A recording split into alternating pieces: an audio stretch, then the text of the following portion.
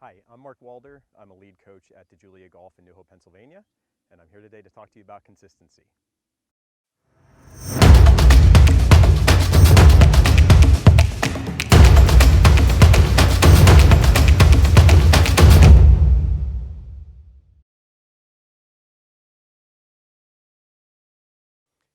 One of the most common questions I get during lessons is, how can I be more consistent? How can I hit more consistent shots? How can I shoot more consistent scores? And part of our job as coaches is to reframe what consistency is and to show them what tour professionals do. These are bell curves of Scotty Scheffler, Justin Thomas, Matthew Fitzpatrick. They all shoot a pretty wide range of scores. Scotty Scheffler in particular has shot 65-79 back-to-back twice. One round was 65-79 to miss the cut. Another round was 79-65 to miss the cut. And when professionals do that, people don't notice. They don't notice when professionals miss the cut. They only notice when they're in the top 10.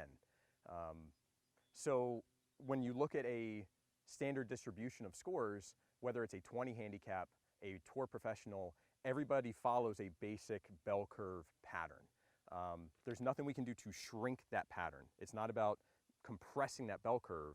It's about moving those scores lower, make the average lower. People tend to overreact to their bad rounds. So to help them understand this, if you even just think of your last 10 rounds, 6 of those are going to be about average. If the average is in the middle, 3 will be a little above average, 3 will be a little below average. There's going to be 2 outliers that are really good, and there's going to be 2 outliers that are pretty bad. And if you are making adjustments for the 2 really bad rounds and not just accepting them as part of the pattern, you can actually make the other 8 usable rounds worse.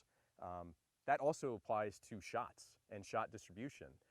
If you hit 10 shots on the range, 6 of them are going to be pretty average, 2 of them are going to be exceptional, and 2 of them are going to be pretty below average.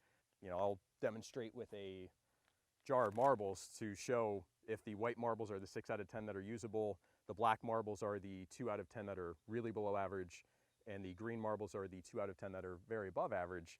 You're essentially just shaking it up, popping one out, and accepting what happens. If you play the percentages and you accept the overall pattern, you're less reactive to the bad ones. I'm going to illustrate what hitting 10 balls with a purpose looks like.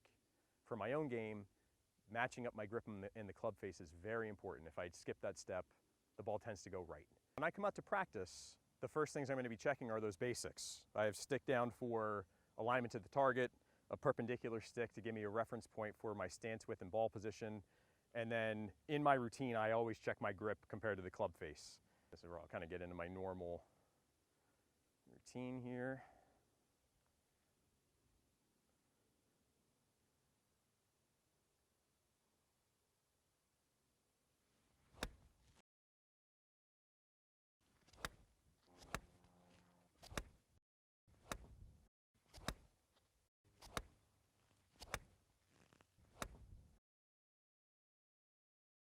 So you're really trying to ignore the outliers from day to day, from shot to shot, and just look at how did I do over the entire practice? How did I do over my last 10 rounds, over my last 20 rounds? It's hard. It takes patience and discipline to look at it that way, but it really needs to happen if you're trying to improve, because consistency is not shrinking the curve, it's just moving it lower. And that's only going to happen if you're less reactive.